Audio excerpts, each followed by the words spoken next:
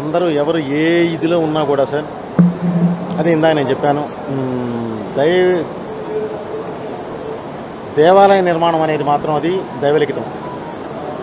భగవంతుడి దయ వల్ల ప్రొడ్యూసర్ కౌన్సిల్ మొత్తం నిజంగా వాళ్ళని అప్రిషియేట్ చేయాలండి. ప్రొడ్యూసర్ కౌన్సిల్ మొత్తం, కౌంటీ మొత్తం, అలాగే దాతలందరూ కలిసి ఇది అందరూ ఒక తాటి మీద నిలబడి ఈ దేవాలయ నిర్మాణం జరిగిందండి. శైవకేశవుల దేవాలయం అండి. అంటే 2 ధ్వజస్తంభాలు ఉంటాయి.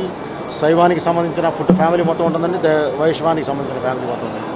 ఎవరు ఎక్కడికి వెళ్లకుండా ఎవరికి ఏది కావాలన్నా సరే వచ్చి దేవాలయంలో చేసుకునేలాగా అన్నీ చేస్తారండి. హోమశాలలు ఏది కావాలంటే అది మొత్తం అన్నీ అందుబాటులో ఉండేలా చేస్తారండి. చాలా హ్యాపీ సార్.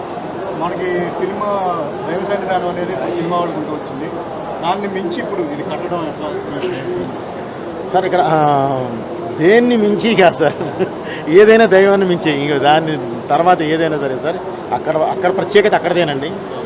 ఫిల్మ్ నగర్ ప్రత్యేకత ఫిల్మ్ నగర్దేనండి. ఈ మూవీ టవర్స్, ఈ శివసేన ఇదేనండి. సో దేని ప్రత్యేకత దానిదేనండి. ఎక్కడికి వెళ్ళినా సరే ముందు మనసు ప్రశాంతంగా ఉండాలండి, బ్రెయిన్ చక్కగా ప్రజెంట్గా ఉండాలండి, పాజిటివ్ వైబ్స్ ఉండాలండి. అవన్నీ ఇక్కడ ఉన్నాయి. అది చాలా హ్యాపీ. సినిమా వాళ్ళంటే నాట్ ఓన్లీ సినిమాస్, దైవం కూడా మాకు ఎక్కువ అని చెప్పేసి ఈ గుడి నిర్మాణం ద్వారా నిరూపించబడింది సార్. మాకన్నా చాలా మేధావులు ఉన్నారండి, నో డౌట్ అండి.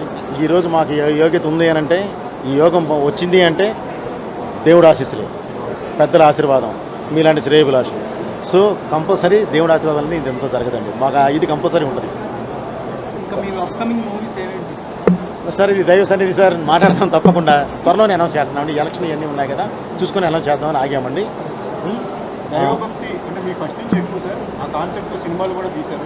మరి రాబోయే అఖండ 2 అని చెప్పి చాలామంది అడుగుతున్నారు. సో దాని గురించి సార్ తప్పకుండా. మీరు అఖండ చూశారు. పసిబిడ్డ, ప్రకృతి, పరమాత్మ, ఈ మూడిటి మీదే టచ్ చేసి పెట్టడం జరిగిందండి. ఈసారి కూడా సొసైటీకి కావాల్సింది ఏదైతే ఉందో అదే ఉంటుందండి. దాని మీదే కాన్సన్ట్రేట్ చేసి పెడుతున్నాం సార్. చాలా మంచి దీంతో పెడతామండి. దైవత్వం అంటారా, తప్పకుండా మన ప్రతి భారతీయుడు నరనరాల్లో ఇంకిపోయి ఉందండి అది. సో దాన్ని ప్రత్యేకంగా నేను చెప్పనవసరంలా, మనం చెప్తే చాలు వాళ్ళు బాగా ఆస్వాదిస్తారు సార్. సో ఈ దేవాలయానికి వచ్చిన మీడియా మిత్రులందరికీ కూడా ప్రత్యేకంగా నా కృతజ్ఞతలు తెలుస్తున్నాను. అందరూ భోజనం చేసి పెట్టండి.